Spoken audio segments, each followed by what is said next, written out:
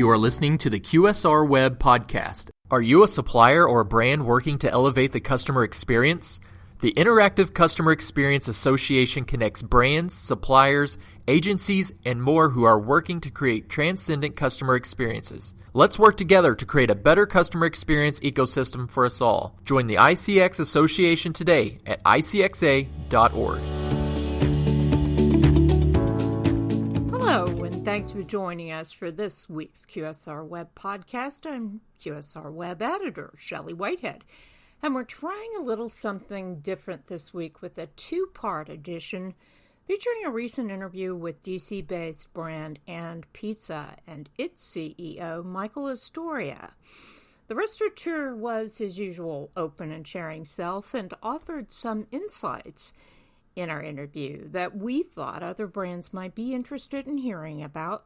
So come right back after this brief word to hear the first part of the series focused on building a pizza brand as both a business and a mission.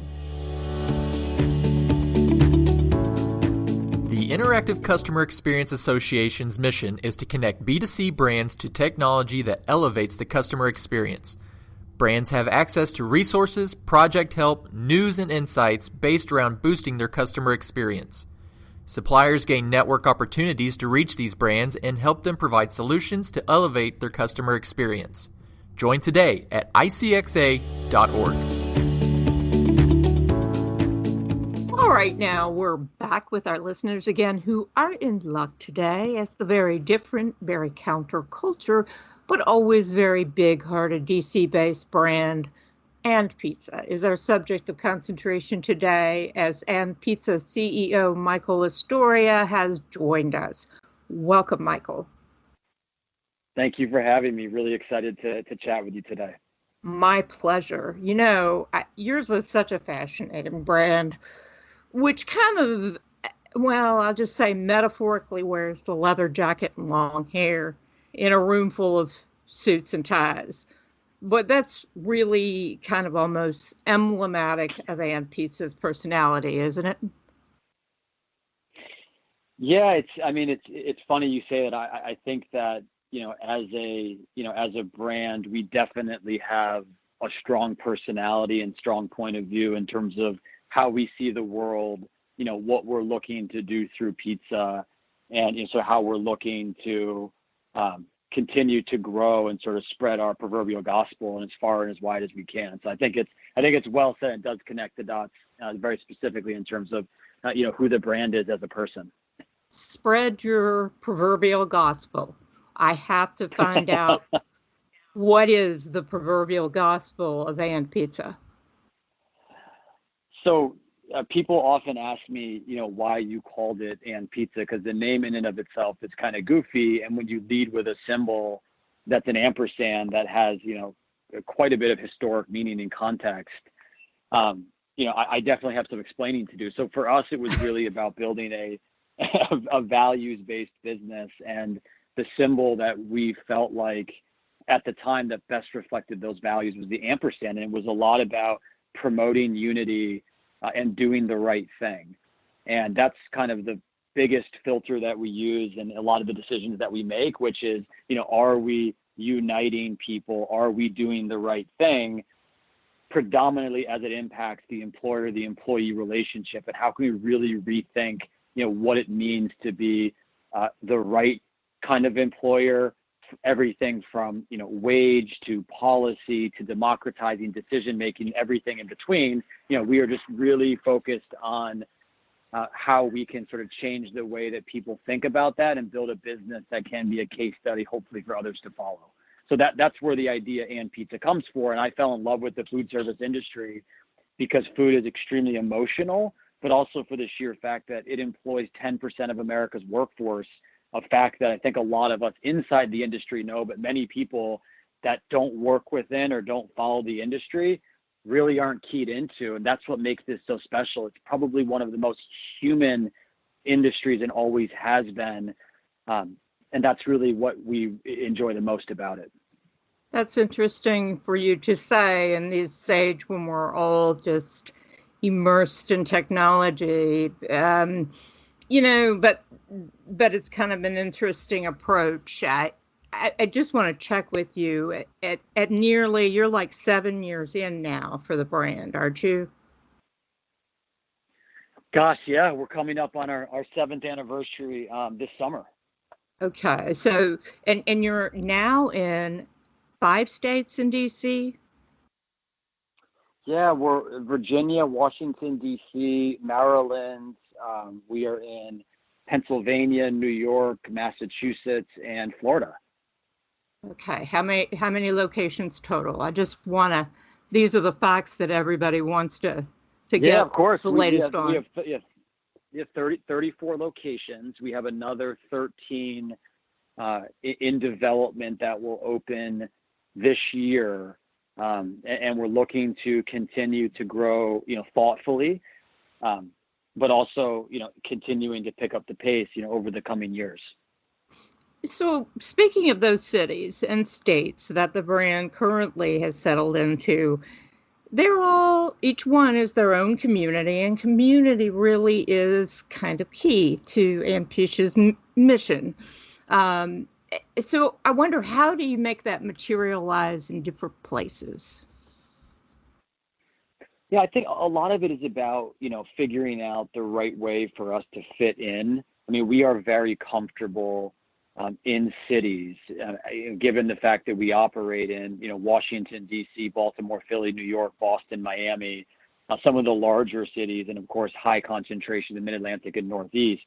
That feels like our, DNA and the birthplace of, where And Pizza comes from. But each city has its own, unique characteristics. So when we really think about, how we design the pizza shops, to, the food and the ingredients that we source, to sort of the vibe and the culture, of the four walls that we create, that's where really it's most impactful. There's the obvious stuff, which is the sort of the local charitable partnerships, the being a good neighbor, what it means to be a part of a community. And there's the other stuff in terms of like bringing, our DNA to that particular neighborhood, or market or city, and, trying our best to add value, and not just open our doors and ask for a share of your wallet, but bring something more than that.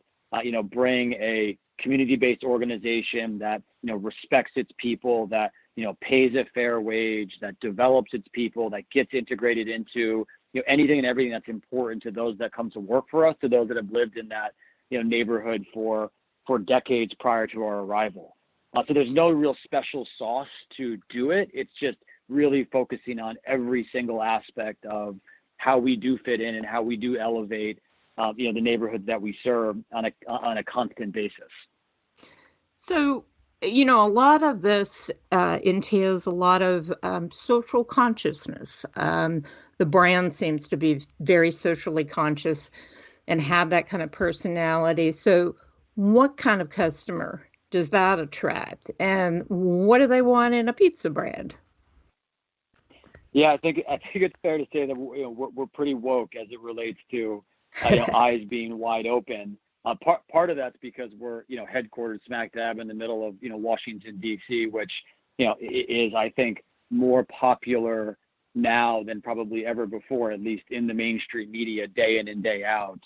But more broadly speaking, we sell pizza, so I think generally speaking, our product appeals to the masses.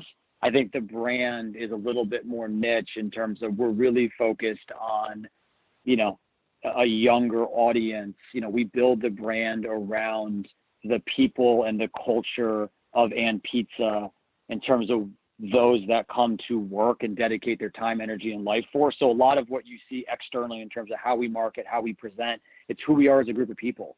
It's our culture, and our culture is basically the sum of our ingredients. The ingredients are our people. So as we're growing, as we're adding, bodies to the team, that ultimately becomes who we are. We focus a lot of our messaging internal on that. And so when you follow us on social, the stuff that we're doing, whether it's interesting internet culture stuff, right, or it's, social justice oriented, things or activities, that's really just us getting behind the things that interest our people, and putting the weight of the company behind it. And that's what makes, I think, the brand a lot of fun to come work for, and very relatable because we have a high dose of humanity. The brand is a human being.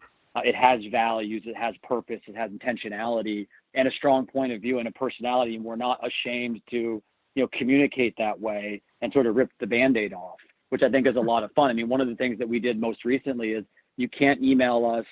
And if you do find an email address, we don't really respond. You can't call us. All of our communication with our employees, we call tribe members, and our customers happens via text message. So we have hundreds of text message conversations that are happening day in and day out, and we're rolling out a full text commerce platform in the next couple of months here, where that's going to be the primary method of ordering pizza.